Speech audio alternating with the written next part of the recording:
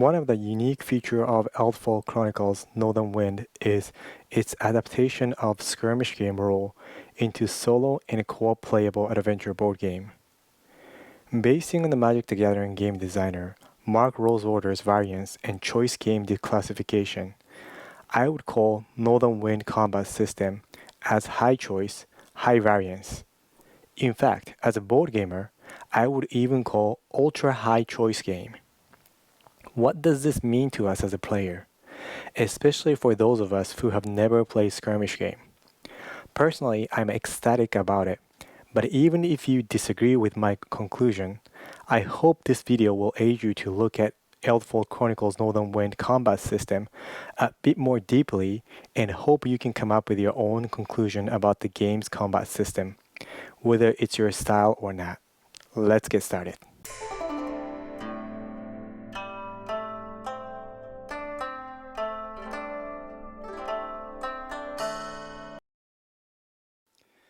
The Magic the Gathering's game designer, Mark Rosewater, categorized a game based on two perpendicular vectors, choice and variance.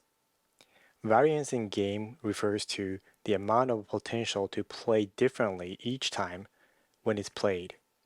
Choice in game simply means amount of options the game gives to players. Recent trend for campaign adventure board game design, or perhaps my personal preference of this genre, is a high choice and high variance. High choice games tend to reward skill. High variance games keep novelty, hence higher replay value. Both helps to create larger swing moments in a game, which we have, as a player, experienced so-called epic moment. Rosewater said, all quadrants of game have their own pros and cons, and varying preference by audience. Specifically, what he said about the high choice, high variance category games are experienced casual players enjoy them the most exciting games to play in and watch. Things to tend to change a lot from game to game, allowing players the ability to feel like they've had an impact. All these points sound to be exactly what many of us are looking for in an adventure board game experience. However, not all are pros. Some of the potential downsides of high choice, high variance games are the complexity of game rule and feels like more luck driven gameplay. In reality, both choice and variance are spectrum. Whether the game fits one's preference or not depends on actual game experience, which are highly affected by balance of these two spectrum. On the first half of this video, I'd like to share why I think high choice combat system of the Northern Wind is a necessity to create realism-driven cinematic gameplay. I will be using reverse engineering to illustrate my thought process. In the latter half, I'd like to take a close look at variance in Northern Wind. As an adventure board game, I would categorize Northern Wind choice as extreme or ultra high choice. I have only played one skirmish match against an experienced player and solo skirmish quest on my own over the TTS. I have never played Northern Wind and only watched the official playthrough video a few times. Based on these limited experience with Northern Wind, I've never seen such a high choice combat system in an adventure board game. Around 13 minutes mark on the official demo play video, there was a cinematic moment where two heroes had a synergistic combination attack against a hostile creature. It was first turn of players, and one of the four hero, Nara, second activation. Nara jumped over the hostile model, Vengeful Spirit, and attacked from Spirit on the other side. The attack pushed the Spirit back towards the other hero, Sagan, who was ready to immediately slash it off and kill it. We've all seen this scene just like it in some action movie or anime. As a game immersion process, I usually translate the board game scene to cinematic scene with my imagination. In Northern Wind, it did not take much, if any, imagination. The actual gameplay itself replicated the scene right in front of us on the table. I have not seen any adventure board game doing this better. So, what we will be getting in Northern Wind as a player is realism-driven, detailed cinematic gameplay. Let's try to reverse engineer this scene and see what game rules are allowing such creation of moment. The scene almost entirely happens during Nara's single activation, which starts with her movement. Rather than the default movement choice of walking, she jumped over the spirit so she could attack from the other side of the board. This choice would look cinematic only if it had the benefit, was a necessity, and was an uncommon choice to make. If Nara was able to just walk around to get behind the spirit, jumping over would be considered unnecessarily no impact choice. That would be the worst form of the game rule, as such option will simply add more things to player to consider or remember, but no true gameplay effect. So what's prevented Nara to just walk around the spirit? It's the engage state rule. Engage state rule says if a model comes into the melee combat reach of the opponent's model, it becomes engaged. Once a model becomes engaged, it can only walk towards the enemy model that is causing the engaged state. In the current situation, if Nara were to try to walk around the spirit, she'd be engaged by the spirit, and it prevented her from getting behind it. Therefore, we needed special movement like jump in this situation. Engaged state feel realistic as I can't imagine opponent combatant would just let you walk around once in the reach of its melee attack. In fact, I was impressed how well this piece of the rule is designed with realism in mind. One such piece is engaged state territory is not defined by a fixed distance, but instead it is defined by range of model's melee attack. Other adventure board games I played had engaged state equivalent rule, but was using fixed range, such as adjacent grid or tile. The difference creates a few unique gameplay elements. For example, it can make engaged state asymmetric. This means a model can engage a target, but the target may not be engaging the model. Models' engaged territory may change during the game. During my first skirmish game, one of my characters was equipped with 2 ranged spear weapons, which had attributes that allow it to be thrown. However, if I threw the spear, not only had I lost the item itself, but for the rest of the game, I'd have lost engaged range. So suddenly throwing the spear became a much more important tactical decision.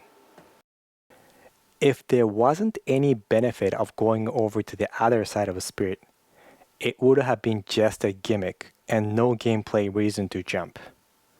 The primary benefit in this situation related to the synergy cards.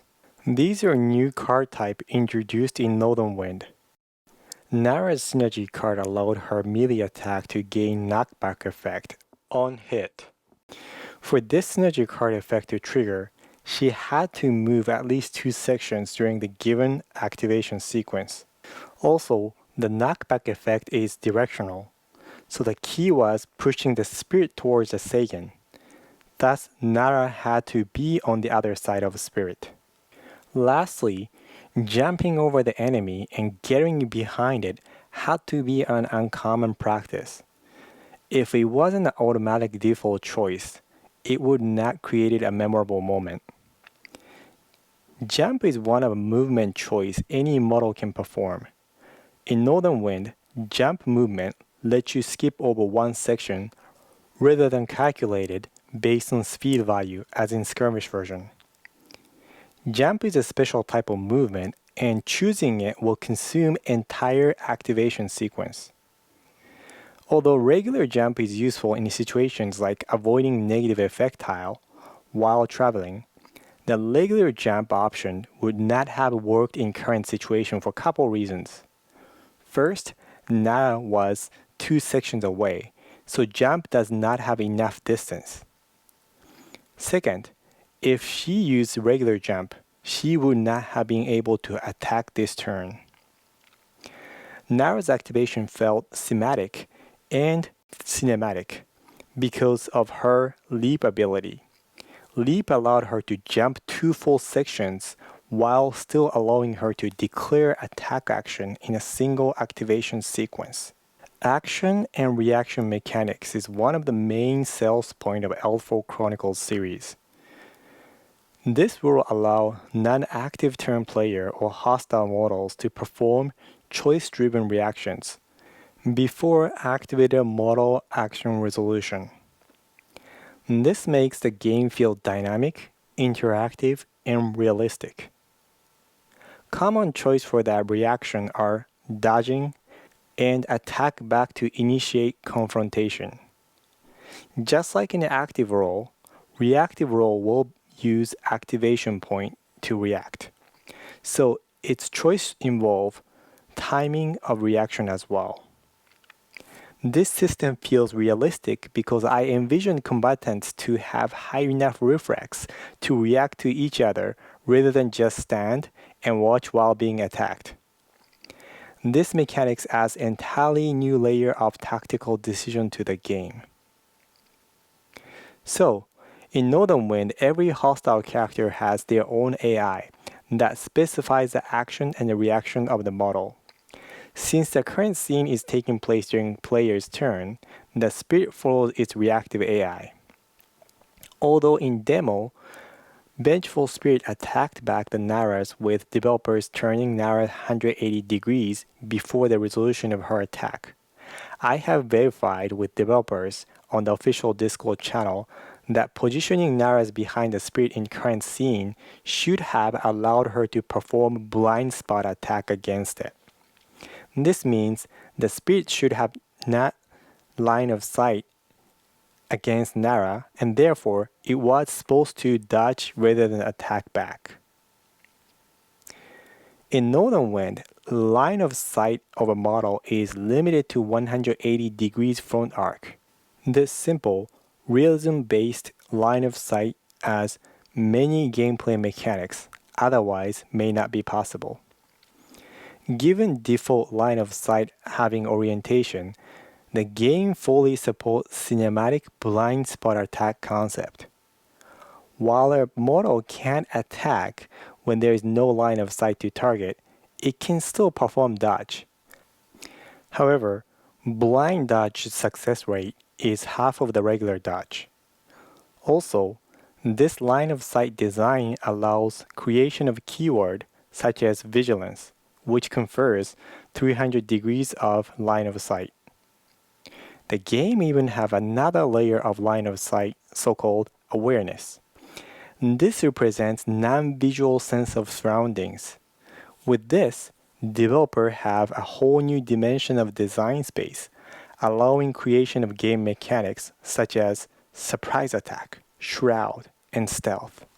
Lastly, as the spirit was pushed next to the Seigen, his synergy triggered. As the synergy attack is not considered as an activation sequence, this did not trigger spirit reaction. I envision this moment as if Seigen was in EI position and this attack was indeed unreactable speed slash. Northern Wind rules have extreme amount of detail, which makes it more complicated than the other adventure campaign board games.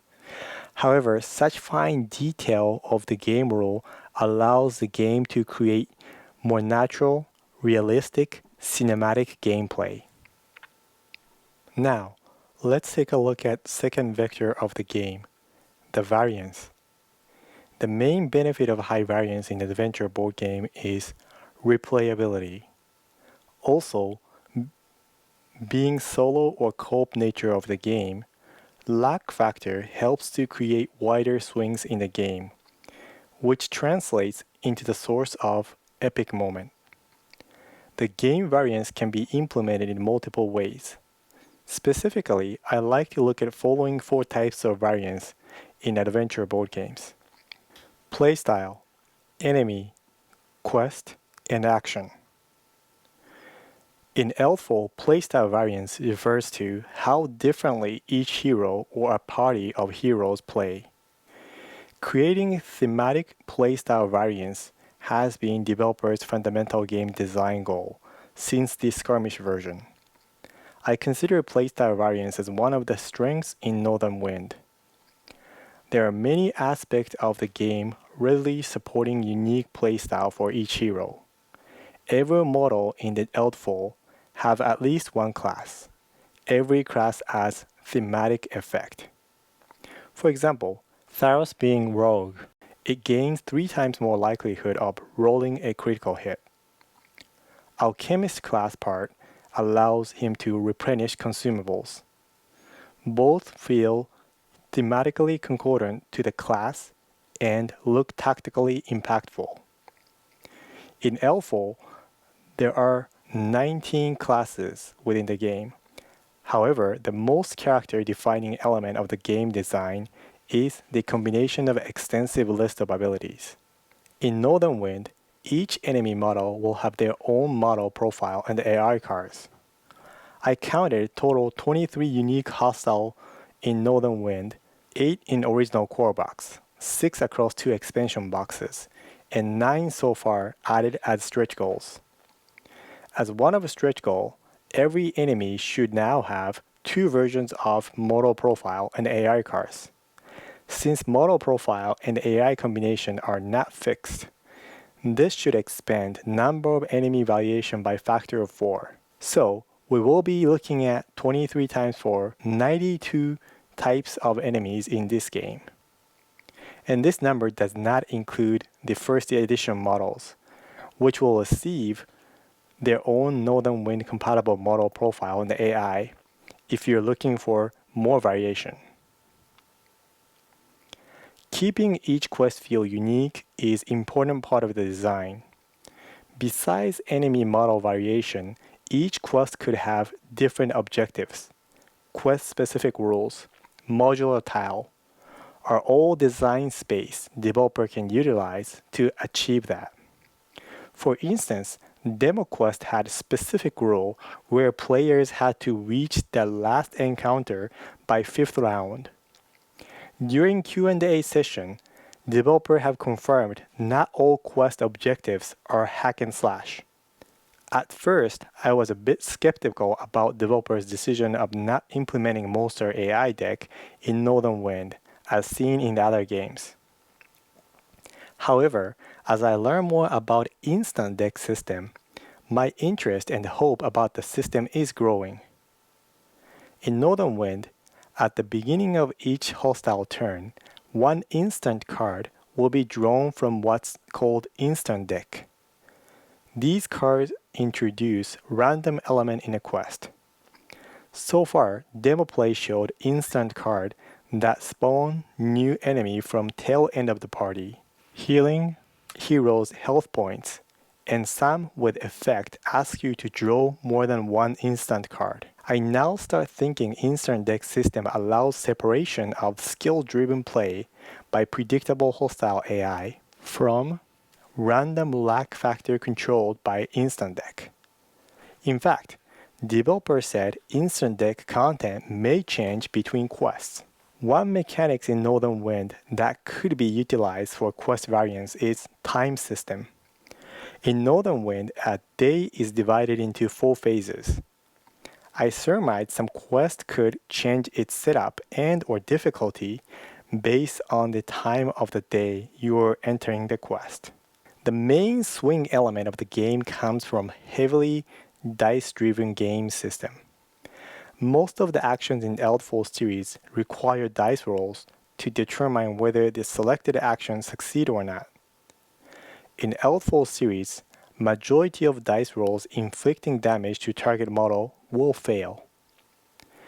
If you are used to playing dice-driven games where dice roll results are used to primarily determine the amount of damage and rare to see complete missed attack, you may need to have a paradigm shift when playing Eldfall Chronicles. In the world of Khaled, a single health point is a precious. Mortals in Khaled knows this, and dealing a damage is much harder task. A failed to deal damage is equivalent of a successful damage negation by defender, so it may be a matter of perspective. Thinking this way, what initially appeared luck-driven combat system start to look as if it's a design decision to create a system to make every attack matters, so every combat feels close. Even a mob's lucky hit could incapacitate a hero, so we have to be careful how we approach enemies. Eldfall Chronicles series use double roll damage system. In this system, dealing damage normally needs 2 success rolls, one for a hit and second for damage. Usually each success damage can reduce only 1 life point. Statistically, this reduces the chance of dealing damage in combat when compared to more prevalent single dice rolls damage system utilized in other adventure board games. To put into the perspective, let's take a look at a hypothetical situation. Assumptions here are each roll has 50% success rate. The target has 1 life point. In a hypothetical single roll dice system, if you attack target twice, you should be able to incapacitate it statistically. In Eldfall system, both hit and then subsequent damage roll must succeed, so there is only 25% success chance for each attack to deal damage. This means you may need to attack 4 times to have statistically guaranteed success. Even if you were to understand combat rolls in Eldfall is designed to favor defender side, you may still feel fail to deal damage as a bad luck. This is where missed roll mitigation system plays a role. Different adventure board game takes different approach here. So how is Northern Wind doing this? In Eldfalls, number of times a model can activate during a given turn is determined by model's stamina stat. Since majority of models have 2 stamina, every turn each model has 2 attack chance. So in the last example, 4 attacks will require 2 turns, and coincidentally become same number of turns as the other hypothetical game using single dice roll system if the game had only 1 attack per turn. From a cinematic sense, there is a specific missed roll mitigation system. A player will put a weak point counter to a target enemy model whenever strike is hit, but damage roll is missed. Using number of counters equal to the target tier level, a player may convert one of attack roll to critical. This feels cinematic. Since this is per hit basis, this should be impactful rather than a gimmick. Double roll system isn't just a way to reduce or control success rate. It opens up a new design space on hit effect. For instance, Nara's synergy card Ferocious Charge added knockback was an on-hit effect. This means as long as the hit roll was a success, even without dealing damage, that effect triggers. In extreme, some attacks eliminate damage roll entirely with a successful hit. We can appreciate such attack only because normal common attack in this game requires separate damage roll. Northern Wind's high variance system, particularly playstyle variance, look to be the sales point. My wish list for Northern Wind combat system consists 3 items: rulebook refinement, top quality tutorial, and quick references. Games are designed and balanced under the assumption of players following its rule. Deviating from the rule could result in the game being too easy or too hard, and make the experience different from what the designers intended. This is especially important in adventure board games, as there is no judge as in competitive games. Considering the amount of detail the Eldfall series have, its rulebook is well written. However, they can always be improved and certain areas are ambiguous, and the organization of rulebook can be improved for quicker access. The team said they are working on the tutorial quests and considering to provide quick reference. So let's hope Northern Wind can produce the top quality tutorial quests and the quick reference materials that this game deserves. In conclusion, Eldfall Chronicles Northern Wind combat system looks highly tactical, realism-based system, which is perhaps only possible due to its ultra-high choice game rule design, inherited from skirmish rule. As a player, it looks like the game can offer one of the most immersive combat experience with cinematic moments replicated right in front of us on the board. Thanks for watching. If you find this video helpful, please hit like and subscribe.